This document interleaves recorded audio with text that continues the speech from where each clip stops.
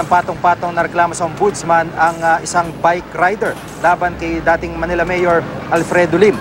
Kabilang sa mga isinampa laban kay Lim ang gross misconduct at gross neglect of duty at paglabag sa Anti-Graft and Corrupt Practices Act.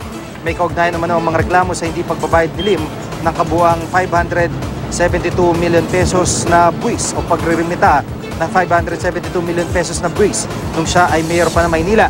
Ayon sa naghain na reklamo na si Reynante Sakaging, nakaapekto sa serbisyo publiko sa Maynila ang di umano'y isyong yan. Noong 2012 daw ay naaksidente siya sa Lagos nila dahil sa nakausling bahagi ng kalsada.